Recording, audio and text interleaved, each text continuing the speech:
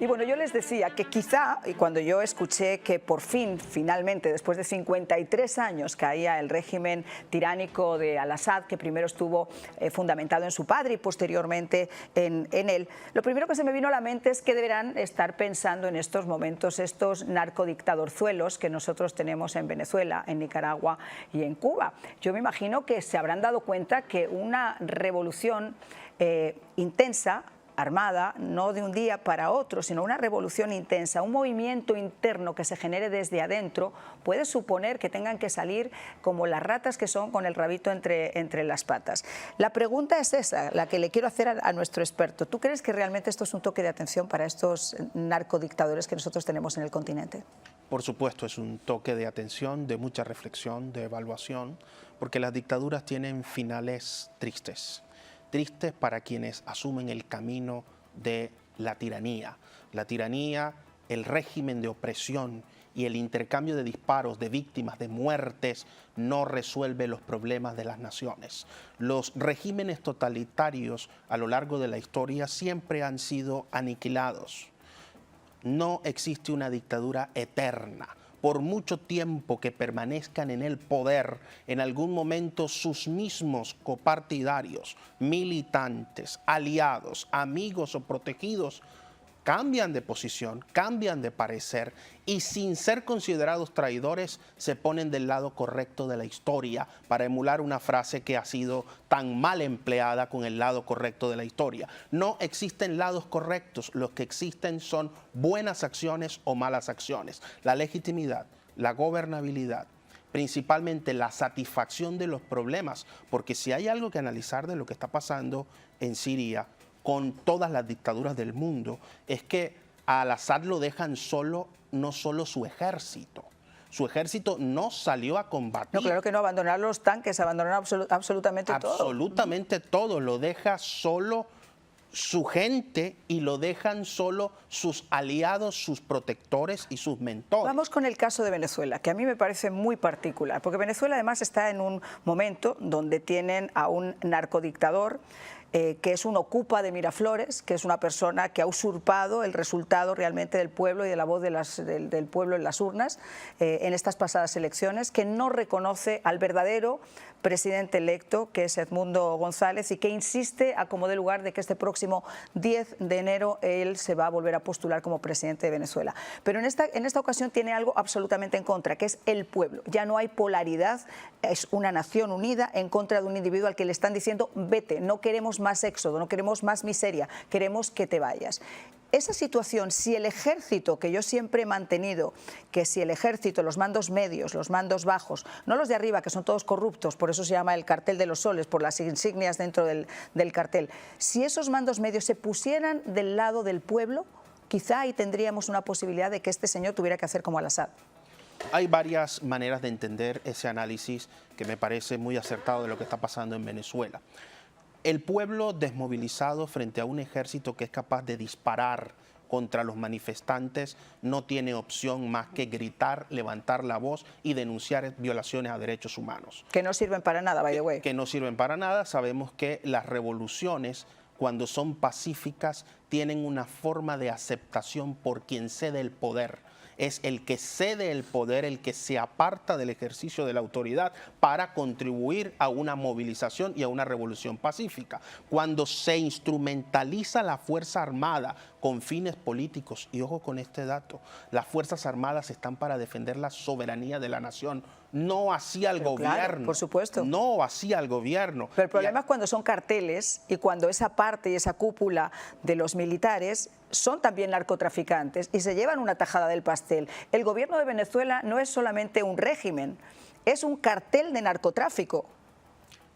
Es un sistema de autocracia que todavía es objeto de estudio porque no se ha podido definir desde las ciencias políticas técnicamente. Lo único que sí está evidente es un exceso de poder, una exacerbada corrupción, un grave problema migratorio y, por supuesto, los problemas de Venezuela cada día más grandes, no solo la inmigración, sino lo que están sufriendo las personas que viven allá.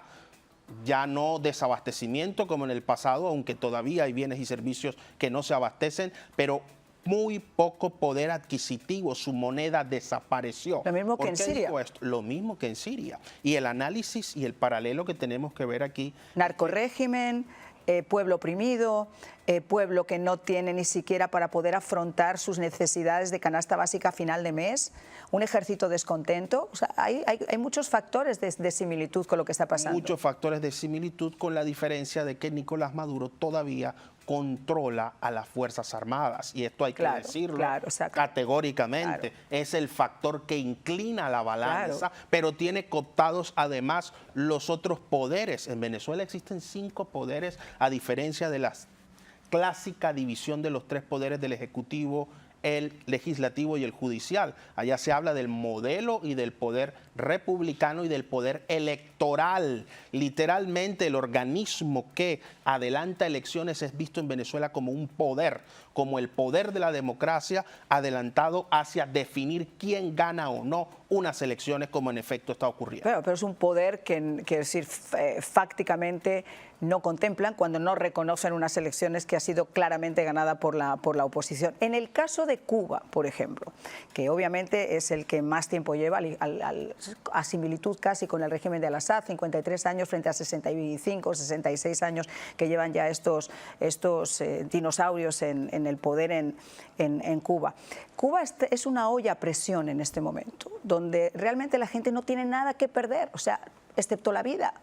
Porque han perdido su libertad, han perdido a sus familias, han perdido la ilusión, han perdido, no tienen nada, no tienen comida, no tienen agua, no tienen luz, no tienen nada. Y mientras tanto tienen ese régimen decrépito que a sus ojos y al frente suyo, muy similar a lo que hacía Al-Assad cuando ahora se ha descubierto en los garajes del Palacio de Damasco, esa colección de coches carísimos, algunos de ellos de colección de hasta 6 y 7 millones de dólares.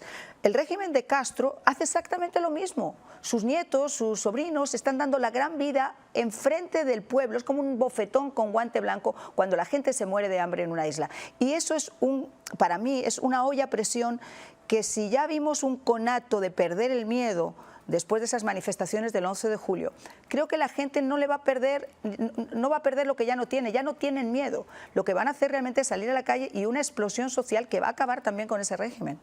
Lo más probable es que el pueblo siga manifestando su opinión frente a lo que pasa en Cuba, pero hasta que no exista un grupo dentro de los que controlan el poder que decida establecer un cambio en la dinámica de las relaciones y de las cuotas, no va a pasar nada. Y aquí es donde hay que tener un mensaje de esperanza. Sí, las dictaduras caen, no son eternas, sus periodos fenecen y terminan mal, pero se necesitan actores de contrapeso. ¿Dónde están esos liderazgos emergentes que logran influir sobre la tropa, que generan pasiones? No necesariamente mesías ni líderes carismáticos, sino personas con visión institucional que sean capaces de conectar con la base, con esos mandos medios que muy bien mencionabas y por supuesto con las cúpulas del poder, que son los que al final toman decisiones y establecen la línea estratégica. Porque las cárceles ahora mismo en Venezuela están llenas de esos mandos medios y de esos militares que de repente tienen a su madre, a su hija, a su familia, a sus hijos, en esa misma situación en la que ellos mismos también están y no pueden salir porque tienen esa especie de bota sobre la cabeza, porque además al final del día ellos son los que tienen las armas. Ellos son a los que no les importa, como tú muy bien dices, disparar a la gente, acabar con la vida de la gente, porque ellos tampoco tienen en este momento nada absolutamente que perder. Es decir, tendrían más que perder en un momento dado si dan su brazo a torcer que si se mantienen como están. En el caso, por ejemplo, de Nicolás Maduro, cada vez se le cierra más el círculo de los países a los que podría ir, que podrían acogerlo. La segunda pregunta es, ¿le permitirían además sus compañeros del clan o de cartel salir así como cualquier cosa? O sea, ese es un tema bastante curioso. Lo interesante de la política es que siempre ofrece escenarios para la negociación, posibilidades de establecer acuerdos, transiciones, cambios, rupturas, continuidades. La política siempre está al margen de la expectativa, de la incertidumbre y de la solución de problemas. En este sentido, En el caso de Venezuela, son los venezolanos los que tienen que resolver sus diferencias. El pueblo venezolano tiene una cultura que honra su gentilicio a nivel mundial, y hay que decirlo desde aquí y destacar que la estigmatización de la pobreza no resuelve el problema en Venezuela. La gente que sale huyendo de una situación dramática social, política y económica no es la gente que va a cometer delitos, son grupos minoritarios que potencian la estigmatización. ¿Por qué digo esto, María Ángel? Porque hay un punto estratégico aquí. Y es que los cambios sociales solamente se dan cuando las instituciones y los líderes asumen su compromiso con la gente. Porque aquí no hay compromiso con la gente. Primero porque Para ese nada. liderazgo no es liderazgo, es un autoliderazgo. Así la gente es. no reconoce a esos líderes y no reconoce esas instituciones corruptas. Los líderes? Es la pregunta. ¿Dónde están 5 actores claves? A ver, en de la Venezuela sociedad tienes a María venezolana? Corina y a Edmundo González, que son el presidente electo y la que posiblemente se convierta en su vicepresidente, según unas declaraciones del día de ayer de Edmundo. Hay un pueblo que está completamente unido en contra de Nicolás Maduro. Tercer factor, tienes un ejército dividido en el que los mandos altos obviamente obedecen al régimen y por eso se mantienen donde se mantienen, pero tienes mandos medios y mandos bajos que muchos de ellos están también con el pueblo y que si hubiera una voz de cambio asumirían estar con el pueblo y no estar con la gente de arriba. Pero hay miedo, existe el miedo, porque ellos, como te digo, tienen las armas, tienen el poder, tienen la fuerza, tienen las cárceles llenas de gente, han perseguido. Ese es el miedo paraliza, es un catalizador que paraliza, pero los factores están. Los factores, pero falta el liderazgo. Cuando me refiero, ¿Tú crees que María Corina no tiene liderazgo? María Corina es una líder excepcional, es una mujer que trasciende de las fronteras de Venezuela y es una líder global, pero los liderazgos deben ser entendidos como aquellos que inspiran a las instituciones y a las mayorías. Pero mira, a mí eso en el libro está muy bonito. No, o sea, a mí todo eso no es el libro. No, pero te digo, en teoría eso, a mí me encanta cuando yo leo todas esas cosas, pero yo lo llevo siempre a la práctica como lo lleva la gente en su casa. Tú tienes una líder por naturaleza que ha luchado contra marea para poder lograr lo que ha logrado. Una mujer que dentro de la propia oposición decía que era cifrina y que ella nunca iba a poder ocupar una posición porque Venezuela era marxista. Obviamente eran las palabras de esa oposición más preocupada en ponerse medallitas ellos que en tratar de repente de aliviar el sufrimiento del pueblo. Pero la líder está ahí, es una líder natural y es una líder reconocida por el premio Sájarov, por muchos, o sea, por la comunidad internacional, es una líder. Las instituciones están, pero son instituciones corruptas en las que no puede sostener su liderazgo, pero el liderazgo existe. El liderazgo existe para un sector de la población. No, pregúntale al pueblo venezolano. Marian, si no se da una movilización dentro del chavismo, esta situación actual se va a extender. Me parece bien, pero no por falta de liderazgo de la oposición. Líder de la oposición, claro. Lo has dicho muy bien, pero Venezuela lo que necesita es unidad.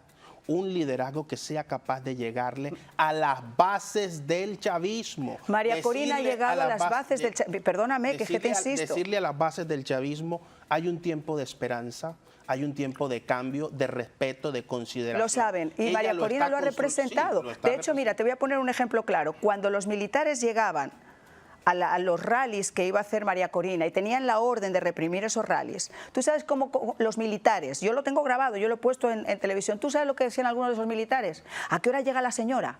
Con total expectativa. María Corina ha logrado un liderazgo de unión. Sin duda. De unión. Pero todavía no es suficiente, se necesita más. Cuando hablo de liderazgo no me refiero al personalismo, a una sola individualidad. Es conformar un equipo. Venezuela va a salir adelante, Marian, a partir del equipo que sean capaces de construir, de unir en todos los actores. Te pongo cinco elementos claves de liderazgo. Aquí hay que convocar a la academia, las universidades, que salgan los académicos de la teoría de la realidad. Lo han hecho. Así es, pero con una posición más activa. Salir a las calles enfrentándose a los colectivos sin ni siquiera un escudo, ¿te parece que no es suficiente? Es una acción heroica, pero se requiere más. Es que no estamos diciendo... Bueno, vamos a universidades. Las universidades, los gremios, los gremios lo tenemos. El poco sector empresarial que todavía hace maravillas en una economía decaída, tiene que tomar una posición más activa. La tiene, hay líderes. Lo han tomado y han tenido que salir y están en estos momentos en Estados Unidos. Pero todavía hace falta, María. Coincidimos en algo, coincidimos en que existe liderazgo, pero para cambiar un régimen como eso se requiere suma de voluntades. Tercer elemento, las iglesias.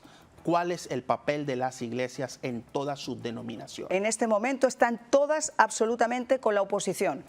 ¿Tú sabes cuántos curas y cuántos sacerdotes están presos en estos momentos? ¿Cuántas religiosas están presas porque simplemente estuvieron en una manifestación? Pero hace falta todavía mayor poder de convocatoria de la feligresía. Y faltan dos elementos. Vamos por el tercero. Sí, pero los demás ya los tenemos. Ya los tenemos. Faltan dos actores claves aquí, que ya los hemos mencionado. La fuerza pública, de los mandos medios hacia arriba. La fuerza pública. Eso es lo que nos falta, absolutamente de acuerdo. A determinar hacia dónde se inclina la balanza. Y por último, esencial, vital, son la reserva moral de una nación. Aquí no hay moralidad, ya no existe moralidad. Los artistas. Cuando hablo de moralidad me refiero no a valores y a principios, sino a la moral vista desde el sentimiento, la pasión. Mira, yo te lo voy a resumir en una frase muy rápida y llevo desde el 2012 cubriendo las manifestaciones que se produjeron contra el chavismo y desde muy anterior, desde miles de veces. ¿Hace cuánto? Muchísimas. La última vez hace 3 años, 4 años. Magnífico. Y he hecho programas diarios con Venezuela, he hablado con los líderes, hablo con Edmundo González, con María Corina, con cualquiera. O sea, creo que tengo un pequeño conocimiento sobre lo que está pasando en Venezuela. Y precisamente me atrevo a hablar desde el conocimiento, porque es la primera vez en todos estos años, y yo lo he resaltado en todos los programas, donde ha habido unidad. Entonces, cuando hay liderazgo y hay unidad, que son los dos factores a los que yo me refiero, hay una gran posibilidad no solamente de que la comunidad internacional acepte lo que tú estás representando, sino que el pueblo además se convoque unas elecciones y te vote de la forma masiva que han votado a Edmundo González. Y cuando tú hablas de equipo, esto no está personalizado solamente en María Corina. María Corina es la abanderada, pero como a María Corina no la aceptaban en unas elecciones, buscaron a la otra María Corina y buscaron después a Edmundo, de alguna forma interpretando que lo que se busca es un mensaje y se busca un líder en contra del chavismo, no solamente una persona como María Corina, a pesar de que ella pueda ser la impulsora y la persona que está detrás. Entonces, existe esa unidad. Cuando tuve las manifestaciones que hubo, bajaron de los cerros. ¿Cuántas veces habían bajado de esos cerros la gente, los chavistas, a los que se les dieron las armas, a los que se les puso el teleférico para bajar? ¿Cuántas veces se había visto a esa gente que estaban llenos de resentimiento social por el mensaje de Chávez bajar y unirse de la forma que se unieron a los que vivían en Miraflores? ¿Y cuál fue el resultado?